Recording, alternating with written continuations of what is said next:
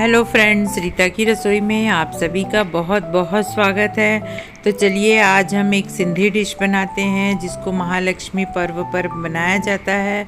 और ये डिश बहुत ही अच्छी है और इसे सतपुड़ा कहते हैं। तो इसकी आवाज़ भी देखिए ये कितनी क्रिस्पी है और बहुत ही आसानी से घर पे बन जाता है। तो इसको बनाने के लिए सबसे पहले मैं 1 कटोरी मैदा लेती हूँ। 1 कटोरी मैदा में थोड़ा सा 1 चिटकी के लगभग मैं इसमें नमक डालती हूँ। तो कई लोगों को थोड़ा सा हल्का शक्कर भी चाहिए रहता है, मीठा वाला सतपुड़ा खाना है तो उसमें थोड़ी सी आप शक्कर भी मिला सकते हैं। तो मैं हल्का सा सिर्फ जो एकदम ओरिजिनल सतपुड़ा है वैसे बना के बताऊँगी। तो इसमें हल्का सा नमक डाल देते हैं और नमक डालने के बाद इसे जैसे हम रोटी का आटा गूंथते हैं इसी तरह से इसे गूंथ लेना है। तो ये देखिए मैदे को हमने अच्छे से इसे गूंथ लिया है और गूंथने के बाद इसे मैं थोड़ी देर के लिए रेस्ट पे रख दूँ। फ्रेंड्स, यदि मेरे द्वारा बनाई हुई रेसिपी आपको पसंद आती है तो आप इसे लाइक, शेयर और सब्सक्राइब कीजिए। कमेंट्स करके बताइए कि आप कहाँ से देख रहे हैं और मेरे द्वारा बनाई हुई रेसिपी आपको कैसी लगती है। तो अब मैंने इसे रेस्ट पे रख दिया है 5 मिनट के लिए। अब इधर हम स्लरी बनाने चलते हैं। तो थोड़ा सा आधी कटोरी के लगभग मैंने घी ले लिया है। घी में 1 से 1.5 चम्मच मैंने सूखा मैदा डाल दिया है और इसे इस तरह से मैं अच्छे से फेंट देती हूँ। तो ये बहुत ही अच्छे से इसे मिला लेना है, इसमें किसी भी तरह की गुठली नहीं रहना चाहिए। तो ये हमारे अभी जब सतपुड़ा बनेंगे उसमें ये स्लरी काम आएंगे। तो ये देखिए बहुत ही अच्छे से ये स्लरी हमारा रेडी हो चुका है। इसे ऐसे ही हमें स्लरी को बनाना है। तो ये देखिए कितने अच्छे से ये हमारा स्लरी रेडी हो गया है। अब हम आटे की तरफ चलते हैं। तो ये देखिए आटा हमारा सेट हो चुका है। इसे और अच्छे से थोड़ा सा मैं मसल लेती हूँ। तो ये देखिए हाथों से इसे मसल के लोई निकालना है। तो अब हमारा आटा अच्छे से जब रेडी हो गया है तो मैंने इसमें 5 के लगभग लोई बना लिया है। तो इसे थोड़ी देर और हम मल लेते हैं ताकि ये जो डो है हमारा और स्मूथ हो जाए। तो ये देखिए मैंने बराबर बराबर भागों में बांट के इसके लगभग 4 से 5 पेड़े बना लिए हैं। तो ये देखिए लोई हमारी 5 निकल गई है। अब इसे अच्छे से हमें लोई बना लेना है हाथ से मल के। तो लोई जब बन जाती है, 5 ही लोई बना है 1 कटोरी में। तो आपको अपने घर में कितना बनाना है, कितनी क्वांटिटी चाहिए उसके हिसाब से आपको मैदा लेना है।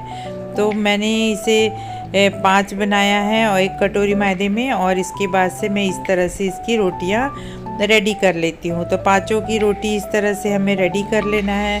जैसे आप रोटी बनाते हैं वैसे ही इसे बेलना है और पतला बेलना है। तो इससे हमारा जो सतपुड़ा है बहुत ही अच्छे से बनेगा। तो ये देखिए फ्रेंड्स, मैं आपको दिखा रही हूँ दूसरी रोटी को भी बेल के। तो इसे इसी तरह से बेलना है और पतला बनाना है ताकि इसके जो लच्छे बने बहुत ही अच्छे से पतले पतले बने। ये देखिए रोटी इतनी ही पतली बनाना है हमको। तो इस तरह से मैं सारे लोई की रोटियों को बना के रेडी कर लेती हूँ। तो ये देखिए रोटी रेडी हो चुकी है दूसरी भी, और इसी तरह से सारी रोटियाँ रेडी हो गई हैं।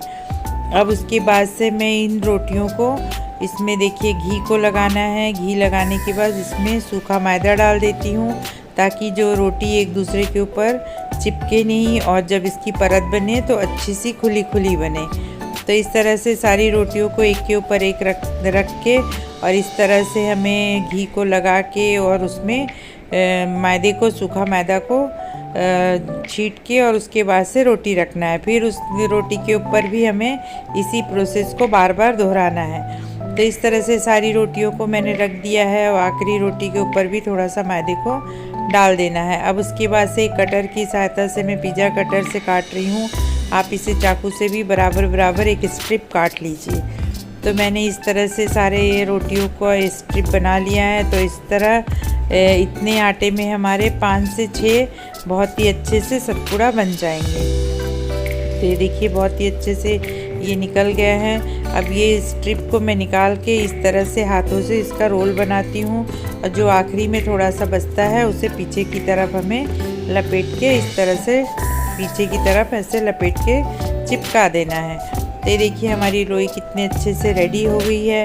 और इसी तरह से सारे जो जो स्ट्रिप है उनके मैं रोल बना के इसी तरह से लोई बना देती हूँ। तो देखिए फिर से दिखा रही हूँ। तो इस तरह से आपको रोल बनाना है लपेटते हुए और इसे पीछे की तरफ ऐसे दबा देना है। तो ये देखिए अब हमारा बहुत ही अच्छे से ये लोई हमारी रेडी हो चुकी है। अब इसके बाद से इसे फिर से बेलना है। अब इसकी जो हम लोई बनाए हैं उस लोई में थोड़ा सा हमें मैदा लगा लेना है और मैदे लगाने के बाद से बेलन से इसे हल्के हाथों से बेलते जाना है। तो इसकी पूड़ी की तरह पांचों जो हमारी लोई थी उसकी हम इसी तरह की पूड़ी बना लेंगे। तो ये देखिए बहुत ही हल्के हाथों से बेलना है, थोड़ा पतला ही बनाना है ताकि जो इसके लेयर निकले, जो इसके लच्छे निकले बहुत ही अच्छे से पतले पतले और बहुत सारे लच्छे निकले। तो ये देखिए पूड़ी को हमने बेल लिया है।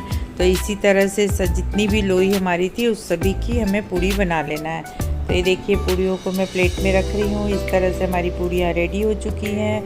अब इसके बाद मैं एक कढ़ाई में तेल रखती हूँ। तो तेल को मैंने पहले से ही गर्म कर लिया था। अब उसके बाद मैं इसमें इस पूड़ी को डालती हूँ। तो आप देखिएगा इसमें लच्छे कैसे निकल रहे हैं बारीक बारीक से। तो आप इसे इस तरह से एक कांटे वाले चम्मच से हल्का हल्का दबा के इसके लच्छों को आप निकाल सकते हैं।